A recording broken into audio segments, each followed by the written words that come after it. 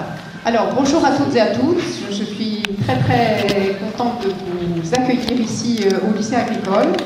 Donc, je vous souhaite, au nom des députés de l'Isère, la bienvenue à ces États généraux de l'alimentation isérois. Les États généraux de l'alimentation ont été lancés par le gouvernement le 20 juillet, pour une clôture fin décembre 2017. Nous voulons permettre à chacun de vivre de son travail dans un contexte où certains producteurs, agriculteurs ou dirigeants de TPE se trouvent dans des situations de très grande détresse. Ils s'inscrivent dans une logique interministérielle, pilotée par le ministre de l'Agriculture, de la Pêche et de l'Alimentation. Ces États généraux, nous les voulons gagnants d'abord pour les territoires, pour les hommes et les femmes qui vivent de ces métiers, pour les jeunes qui en rêvent, pour notre industrie et ses exportations, pour l'image de la France à l'international, mais aussi tout simplement pour les consommateurs que nous sommes chaque jour. Ces États généraux visent, alors tout d'abord, à relancer la création de valeur et en assurer l'équitable répartition, mais aussi à permettre aux agriculteurs de vivre dignement de leur travail par le paiement de prix justes, à accompagner la transformation des modèles de production afin de répondre davantage aux attentes et aux besoins des consommateurs, et enfin, à promouvoir les choix de consommation, privilégiant une alimentation saine, sûre et durable. Ils achètent le prix qu'il faut parce qu'ils ont compris pourquoi c'était plus cher. Septième circonscription en Nassieux.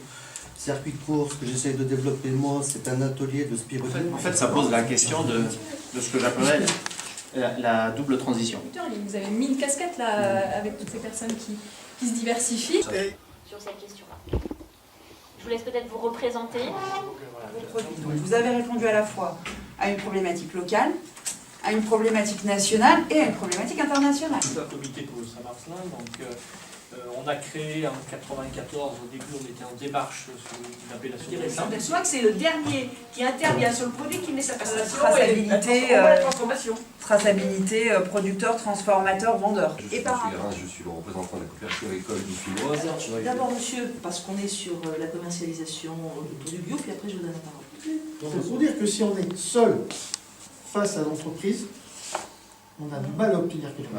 C'est 93% des consommateurs n'acceptent pas, ne sont pas d'accord que l'agriculteur vende à perte. Oui. Donc ils sont à la rigueur solidaires derrière la production agricole. Je ne vais pas vous dire qu'il faut un prix minimum, mais il faudrait qu'on ait une base pour faire 1 litre de lait ou pour faire 1 kilo de fruits en dessous de temps, au moins qu'on a un prix plancher. Le président est très européen, il faudrait qu'on finisse l'Europe. Parce qu'on a accepté de doubler l'Europe à la chute du mur de Berlin, mais ce qui est inadmissible, c'est que 25 ans après, il n'y a eu aucune convergence sociale. Transformateurs, donc on trouvait que c'était important d'avoir cette déclinaison au niveau départemental. Non, on n'est pas parti de rien. On s'est installé avec mon beau-père, donc là, c'est 90 vaches laitières à la traite. Moi, aujourd'hui, c'est ça qui me fait... c'est triste parce que... Et le litre de lait, pour vivre correctement, il faudrait qu'il soit... je parle en 1000 litres, donc, 360 € la tonne. Oui, voilà. Donc aujourd'hui, on est à autour de 300. Nous, quand on a fait notre prévisionnel là, pour construire le bâtiment, notre comptable a fait un prévisionnel à 320 € la tonne pour qu'on arrive à s'en sortir. On dit qu'il n'y a plus de quotas, mais il y a toujours des quotas. Parce qu'on a tant de litres à produire sur l'année. Si on dépasse, on nous paye moins que rien. Oui, c'est ça. Parce que, malgré tout, c'est ça qui est un peu... Et vous auriez le droit de le revendre à quelqu'un d'autre, ce surplus? Non. C'est très cadré, parce qu'il y a une distorsion de concurrence assez énorme. Ces deux entreprises, on a tout centralisé ici. Parce qu'on a apporté ce service-là, parce que personne ne savait faire ou était équipé pour faire mûrir une poire correctement. Comme moi, voilà. Et pour cela, le prix et la qualité sont les deux leviers de transformation. Face en effet à tous ces défis, nous avons tous une responsabilité, et la toute première, c'est de mettre fin à cette guerre de prix, comme je l'évoquais. Stopper la guerre des prix, c'est stopper la dévalorisation permanente du revenu des agriculteurs, c'est leur permettre de vivre, ou plutôt de revivre, de leur travail. Et quand vous avez des produits alimentaires en promotion permanente, vous n'avez plus la notion de prix.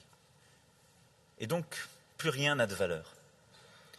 Pour ce faire, je souhaite que nous puissions acter, à la lumière de vos travaux, quelques décisions concrètes.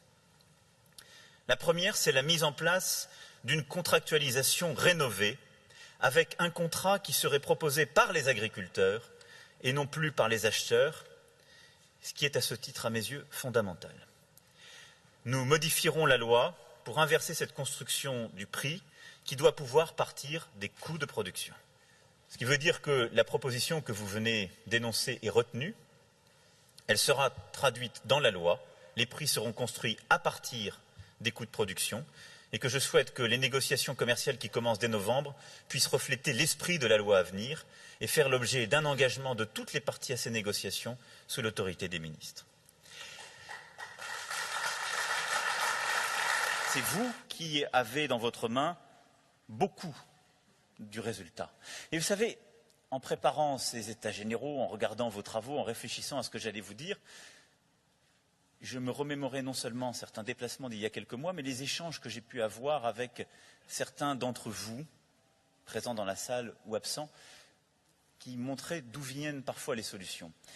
J'étais il y a quelques mois en Mayenne, et je me souviens très bien un jeune agriculteur, un couple de jeunes agriculteurs, Monsieur le ministre, c'est un bon territoire, qui, impliqué dans la filière laitière, me disait toutes les difficultés qu'il avait à vivre. Il venait d'investir 700 000 €, un jeune couple, en me disant « Vous revenez dans 30 ans, je suis à peu près à la même situation parce que je n'aurais peut-être même pas amorti ces investissements. Parce que quand on est rémunéré comme je le suis aujourd'hui, ça doit être environ 300 € pour les 1000 litres, on ne peut pas vivre. » Et il ne se payait pas le SMIC. Ce couple a réussi à rentrer dans une démarche, c'est qui le patron, et a signé un accord tripartite producteur, transformateur, distributeur.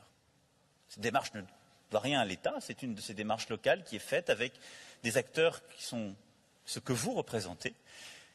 Et ils ont réussi en quelques mois à totalement changer, à la fois de perspective, mais de vie au quotidien. Et d'ores et déjà, ils ont commencé à monter en gamme. Et donc, ils vont rechercher, ils me l'ont dit dans les prochains mois, eh bien, une appellation un peu plus spécifique et ils pourront faire comme leurs collègues dans le Salers ou dans le Comté l'ont fait pour monter en qualité et ne plus jamais être aux 300 € que j'évoquais tout à l'heure. Tout ça pour vous dire que la solution, elle n'est pas que dans une loi, que dans une disposition émanant d'en haut, elle est aussi dans l'initiative qui sera prise partout sur le terrain et par tous les acteurs. Eh bien, cette démarche, ce cas concret que je viens d'évoquer, je souhaite que vous puissiez collectivement le généraliser et revaloriser les 2,4 milliards de litres de lait de consommation en France, vous engager sur une contractualisation pluriannuelle et sur la philosophie que je viens d'évoquer. Voilà ce que j'attends de vous sur ce plan-là. Voilà la transformation productive collective que nous devons conduire. Alors je sais qu'il y aura des sceptiques, il y aura des fatalistes. Vous savez, il y en a qui hausseront les épaules, qui prendront des mines, l'air d'avoir tout vu, qui diront il n'arrivera jamais à tout ça. Et qui décideront de se rebattre comme ils sont toujours battus.